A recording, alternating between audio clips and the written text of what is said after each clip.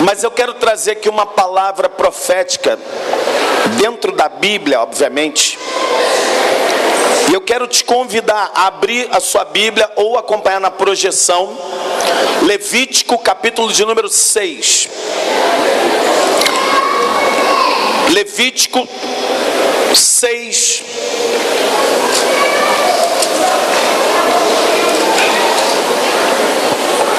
O versículo é o de número 8 em diante. E aí você vai ver aí a palavra falando sobre a lei do holocausto. Disse mais o Senhor a Moisés: dá ordem a Arão e a seus filhos, dizendo: esta é a lei do holocausto. O holocausto ficará na lareira do altar toda a noite até pela manhã, e nela se manterá aceso o fogo no altar. O sacerdote vestirá a sua túnica de linho e os calções de linho sobre a pele nua, e levantará a cinza quando o fogo houver consumido o holocausto sobre o altar, e porá junto a este. Depois despirá as suas vestes e porá outras, e levará a cinza para fora do arraial, para um lugar limpo.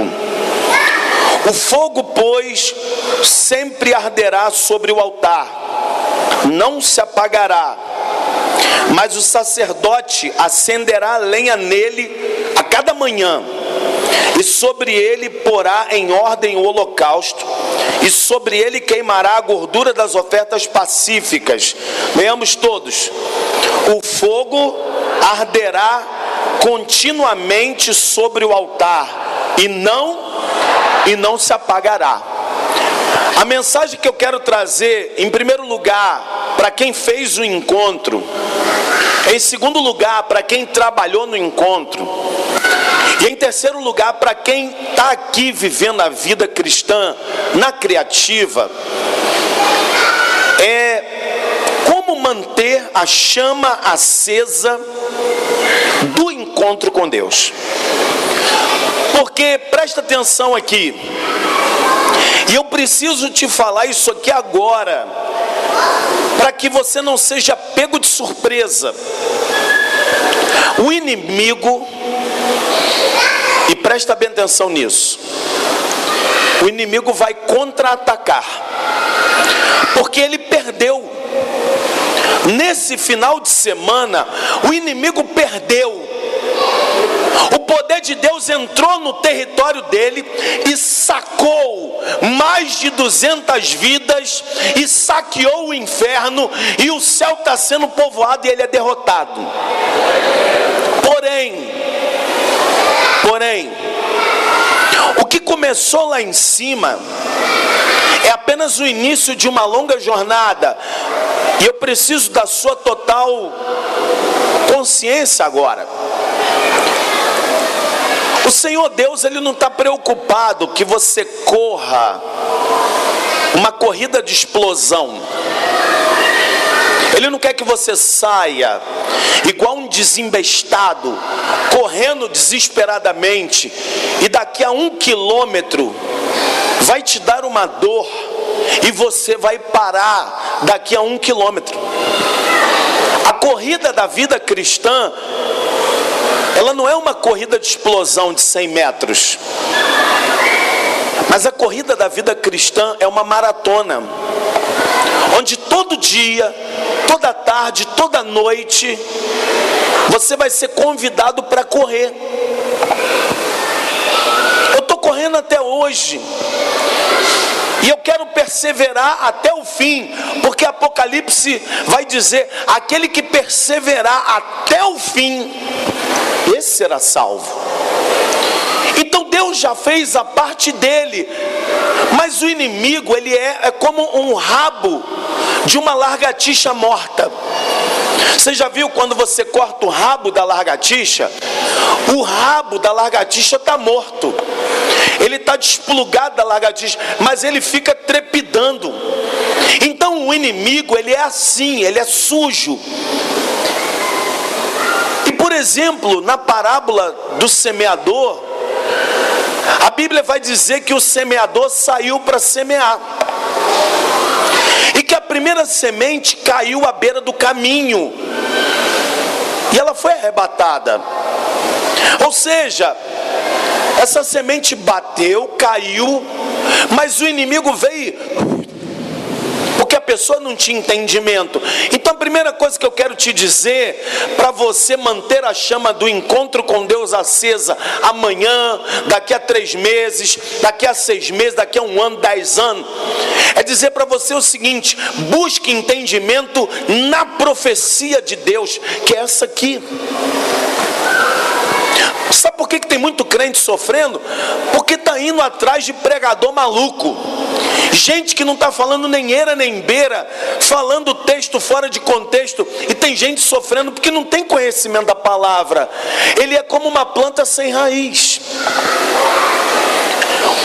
A segunda semente que o semeador saiu para semear, ela caiu entre as rochas.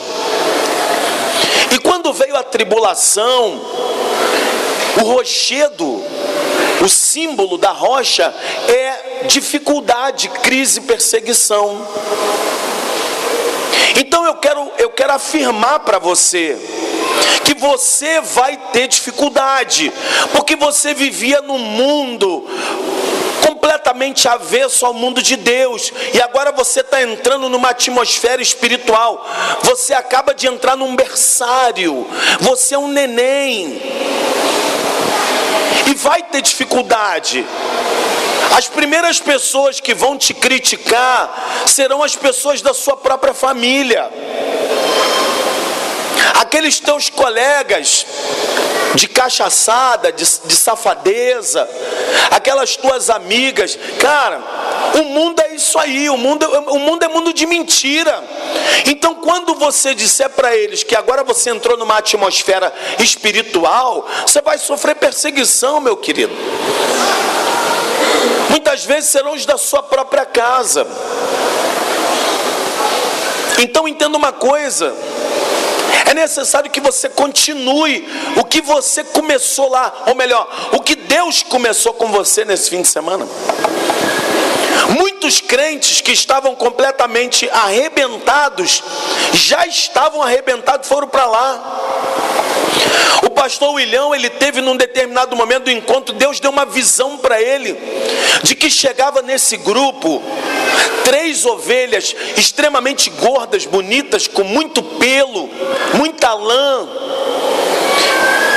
Ou seja, essas chegaram para ser ovelhas saudáveis, mas atrás desse grupo tinha um outro grupo de ovelhas extremamente arrebentadas, feridas, machucadas, com feridas expostas e abertas.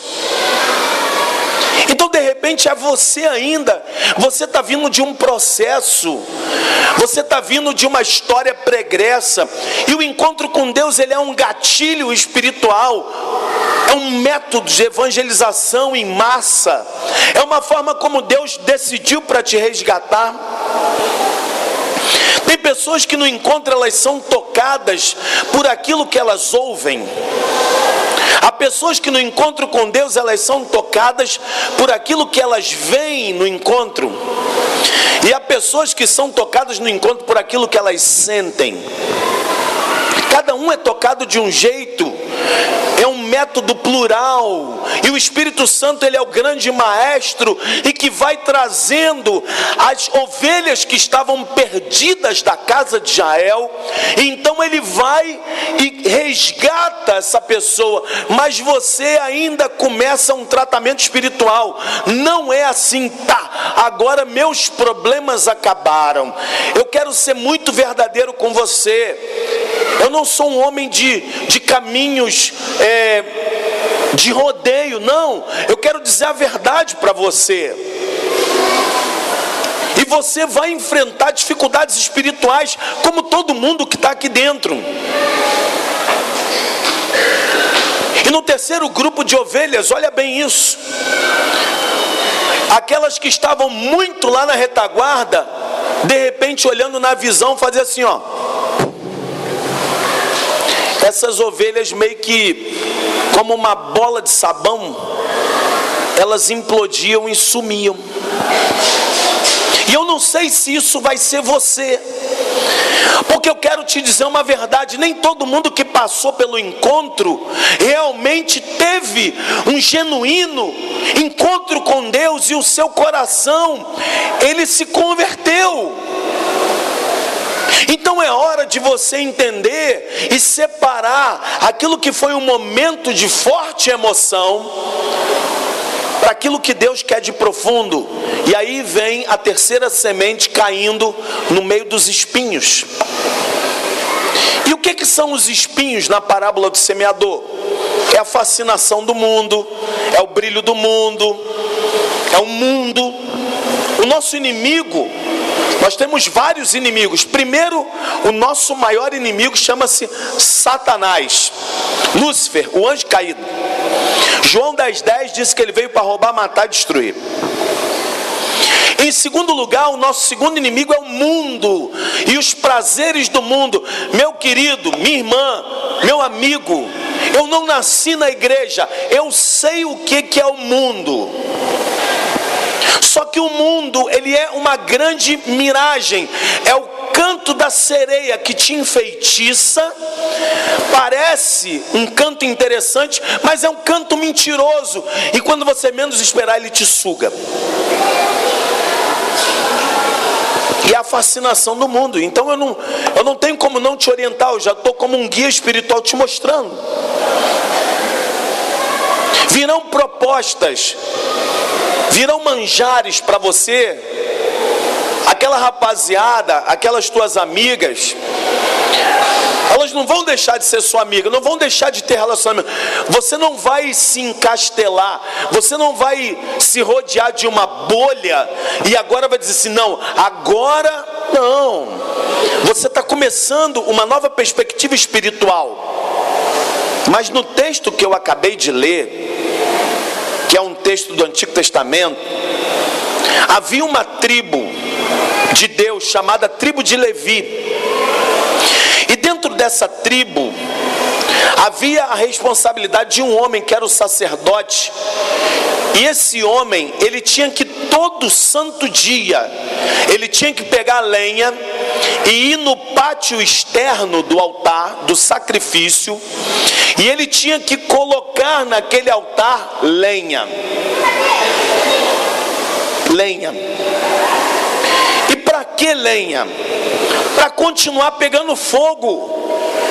Para continuar pegando fogo, para que não seja apenas um momento. Ah, eu vivi o encontro, a minha vida mudou. Aqui, eu tenho até camisa. Não. Quando você tem um encontro genuíno com Deus, o Espírito Santo, ele te converte, ele vai fazer uma metanoia. Metanoia é mudança de cabeça, é uma cirurgia espiritual. Ele arranca o teu coração do velho homem e ele coloca um novo. Agora você vai reler o mundo na perspectiva ocular de Jesus Cristo de Nazaré. E quem é o operador desse sistema? O Espírito Santo.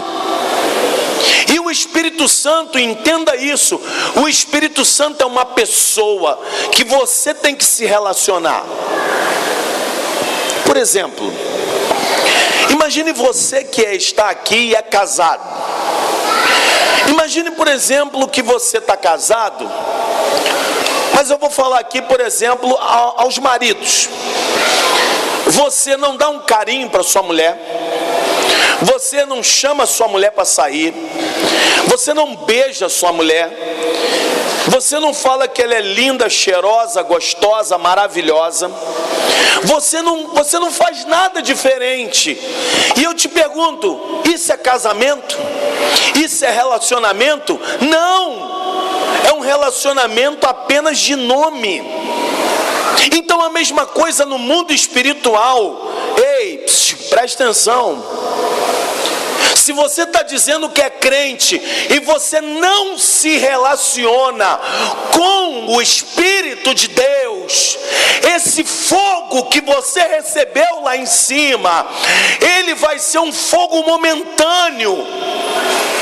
Mas o Espírito Santo de Deus, Deus, Ele quer te dar mais, mas você tem que colocar fogo, ou melhor, você tem que colocar lenha nessa fogueira. Eu vou colocar aqui para vocês 3 perspectivas que estão dentro desse texto. Primeiro, está no versículo de número 9. Diz assim: dá ordem para Arão e a seus filhos, dizendo: esta é a lei do holocausto. Sabe o que Deus está fazendo aqui? Ele está dizendo o seguinte, para manter a chama acesa é uma ordem. Qual é a ordem? Mantenha o altar pegando fogo. Está escrito aí, é uma ordem.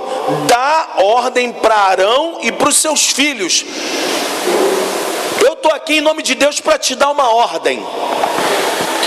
Ou você mantém esse altar pegando fogo, ou isso vai se apagar. Quem convence o homem do pecado, da justiça e do juízo é o Espírito Santo. Mas eu quero te dar logo um segredo espiritual muito profundo. Existe muito cristão, muito crente, que ele tem o Espírito Santo dentro dele, ele foi regenerado, mas ele não tem a plenitude do Espírito, ele não está revestido de poder, ele não está pegando fogo. O Espírito Santo está dentro dele, mas ele não alimenta o fogo do altar, ele não busca Deus. Ele achou tudo muito lindo, ele achou aquilo profético, ele achou que aquilo fez muito sentido para a vida dele. Mas não basta apenas viver sexta, sábado e domingo. Hoje eu vivi o encontro com Deus na minha sala cedo, eu acordei cedo e eu encontrei Deus, porque eu chamei Ele e Ele disse: bom dia, vamos lá, mais um dia. Hoje eu tive um encontro com Deus. Hoje eu tive um encontro com Deus, hoje eu tive um encontro com o Espírito Santo. Então eu coloco a lenha na fogueira, eu coloco no altar de sacrifício, e isso quem vai fazer é você, não é o seu líder de célula. É você com a sua mão. Por que tem muito servo que sobe e é profundamente tocado? Sabe por quê? Porque ao longo do tempo ele deixou de fazer o dever de casa.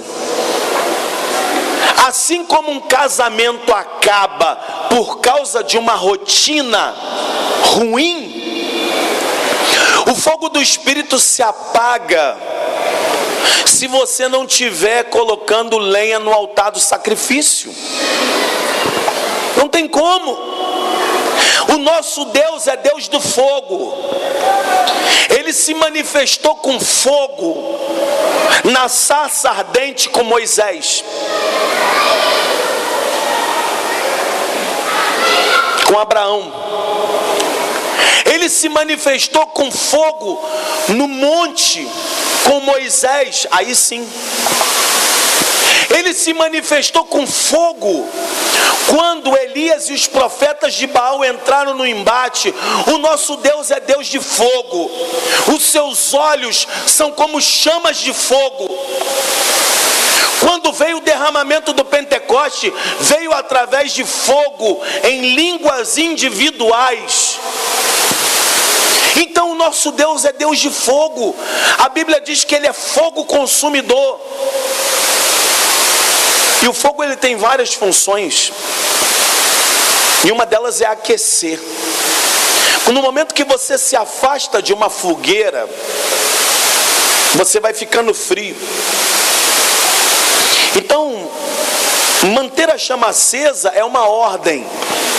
Você tem que ir lá e fazer. Em segundo lugar, está no versículo de número 12. A Bíblia diz: o fogo, pois, sempre arderá sobre o altar, ele não se apagará. Leia comigo. Mas o sacerdote acenderá a lenha nele a cada manhã, e sobre ele porá em ordem o holocausto, e sobre ele queimará a gordura das ofertas pacíficas. Então preste atenção, não basta apenas colocar a lenha, você tem que colocar a lenha a cada manhã, é todo dia. Não adianta, nossa, eu tive um encontro com Deus, minha vida mudou. Segunda-feira eu coloquei o altar em ordem. Mas e daqui a um mês? Daqui a um mês você está voltando para a vida louca que tu tinha? Se você não mantiver isso, você não experimentará o fogo contínuo da perseverança. Tem que perseverar. Tem muito cara bom que eu já vi passando por esse encontro, que estava perdido na festa fantasia semana passada. Eu vi um monte no Facebook. E sabe o que eu sinto? Pena. Porque comeu do melhor de Deus e não alimentou a chama. Aí foi parar num baile de máscaras. Voltou para a vida de mentira, voltou para a vida de máscara, voltou a ser um mascarado, voltou a colocar roupinha de personagem. Eu vi gente que outrora, 3, 4 anos estava aqui, falando deixa queimar, deixa queimar, deixa queimar, estava colocando roupinha de personagem. Sabe por quê? Porque não ajustou o altar do sacrifício, que é diário. Não existe evangelho sem cruz. Não existe, não se enganem. Eu quero alertar vocês. Nós estamos diante de uma geração terrível. E se você perseverar no fogo diariamente, se você arrumar o altar do holocausto, você a cada manhã colocar lenha, todo dia perseverando, só por hoje, lenha. Só por hoje, mais fogo, mais glória, mais oração, mais jejum, colando com gente que está pegando fogo, se ligando em quem é asa e não em quem é âncora. Cola em quem está voando, cola em quem é Paulo, cola em quem é Pedro, cola em quem é Estevão, cola em quem é Timóteo.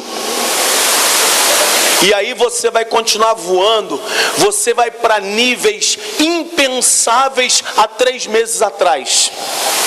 É necessário colocar lenha a cada manhã. E no versículo de número 13, a outra perspectiva, que é a perspectiva da autorresponsabilidade. Vê aí, verso 13: o fogo arderá continuamente sobre o altar, não, ou seja, está tudo interligado. Eu não tenho como colocar fogo no altar do Wesley. Eu não tenho como colocar fogo no altar da Suelen. Só a Suelen pode fazer isso por ela. Só ela pode se relacionar com Deus por ela. Nós vivemos experiências sobrenaturais no encontro. O Espírito Santo ele dá, isso não é difícil para ele. Ele até quer, mas ele quer você pegando fogo daqui a 6 meses. Ele quer você pegando fogo daqui a 1 ano. Ele quer forjar o seu caráter. Quando Jesus, no início do ministério dele, antes dele sair para fazer o que tinha que fazer, sabe para onde Jesus foi? Mateus capítulo 4, Jesus foi levado para o deserto para ser tentado pelo diabo. Ei, você também vai passar por isso, mas eu quero te dizer que Jesus venceu o diabo, Jesus venceu o deserto, e no final os anjos vieram e o serviram. Atravessa isso aí que os anjos estão prontos para colocar diante da sua mão. Deus vai te dar vitória, e você vai entender a perspectiva espiritual de que maior é o que serve com amor. Isso é tão certo que o fogo é o seguinte, presta atenção: Se você não gravar nada, grava isso. O fogo, ele tem uma característica incrível. Ou ele se espalha, ou ele apaga.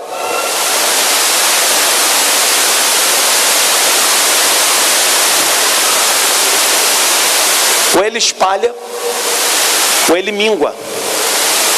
Quando eu estive em Boston, quando eu fui na igreja de Nova Jersey, o meu coração gemeu, porque era uma igreja linda, poderosa, mas não tinha gente pegando fogo. Está faltando o fogo da plenitude do Espírito Santo. E esse fogo quem busca é você. É a autorresponsabilidade. Ah, tem um monte de gente dando mau exemplo. Meu querido, problema é de quem está dando mau exemplo. Eu quero ficar no altar pegando fogo. Efésios 5:8. Eu vou te dar 3 textos agora e eu vou te provar isso, para que você guarde no seu coração e não dizer que eu não te avisei. Efésios 5:18. A palavra vai mandar que a gente se encha do Espírito Santo.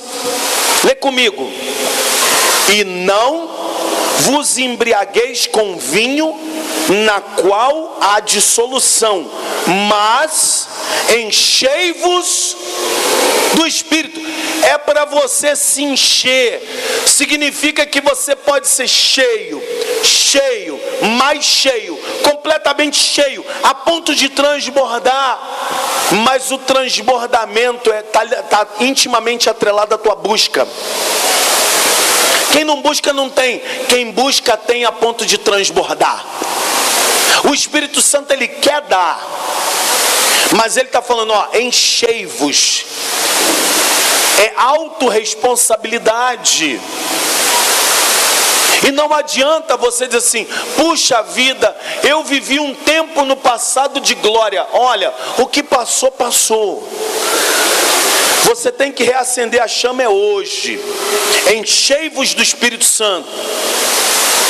Há uma grande diferença, irmãos, entre o batismo de João e o batismo do Espírito Santo, ou com o Espírito Santo. João Batista disse, ó, eu batizei vocês com água para arrependimento, mas vem aí um batismo maior. Ele batizará vocês com água e com fogo. É um revestimento de poder, é uma autoridade. Você vai olhar o mundo numa outra perspectiva, numa outra ótica. Você vai inflamar por onde você passar, quando você está cheio realmente do Espírito. Em 1 Tessalonicenses 5,19, o apóstolo Paulo está dando um alerta para nós, porque se isso não fosse verdade, ele não falaria. Ele vai dizer para a gente não apagar o Espírito. Olha aí, ó, 1 Tessalonicenses 5,19, ó, não apagueis o Espírito. Então isso significa que o Espírito, ele não vai se retirar, mas ele vai o quê? Se apagar.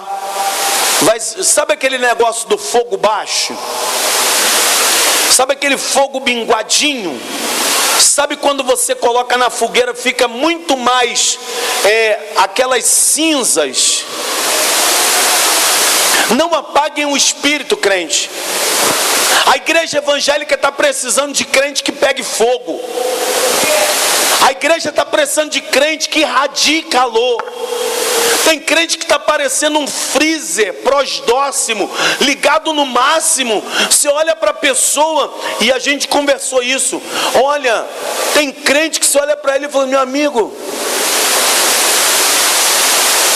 nada, coração está congelado, está apagado, não está pegando fogo. Daqui a pouco está fora da igreja, daqui a pouco começa a criticar a igreja. É sempre assim. Ela começa a criticar a igreja, começa a criticar a célula, começa a criticar a denominação, começa a se justificar, aí começa a se relacionar lá e cá, aí começa a se lambuzar com as trevas e fala, realmente isso aqui não é para mim não, e vai embora. O Espírito apagou, congelou. Ah, eu sei muito de doutrina. E daí? Você tem que saber muito do fogo de Deus.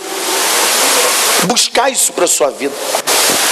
O apóstolo Paulo, ele deu um conselho muito forte para Timóteo. Ele disse: Timóteo, olha só, ele disse assim, ó: reavives o dom que há em ti. 2 Timóteo 1, de 6 a 7. 2 Timóteo 1, 6 a 7.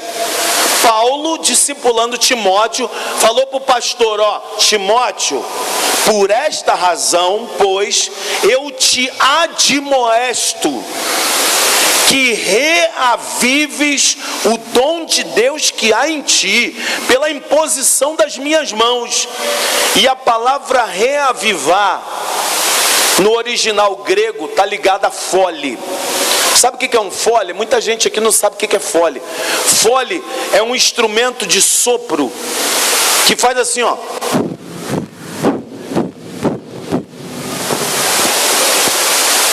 Ele está dizendo: Timóteo, não deixa esse fogo diminuir não, Timóteo. Reavivas o dom que há em ti, porque senão o teu fogo vai diminuindo. Como manter a chama acesa do encontro com Deus? Obedecendo a ordem, sendo perseverante, tendo autorresponsabilidade, não deixando o fogo apagar, não aceitando as setas inflamadas do diabo. Não coloque dúvida na sua cabeça. A obra de Cristo, ela é completa, perfeita e eficaz. Não volte 1 milímetro para trás e viva a plenitude do Espírito. Eu concluo dizendo o seguinte, uma frase que não é minha, é de um cara que eu conheci pessoalmente no ano passado, um dos maiores evangelistas ainda vivos, chamado Reinhard Bonk. E ele diz o seguinte: a igreja, ela é um bote salva-vidas, ela não é um iate para diversão. Você não veio aqui para brincar.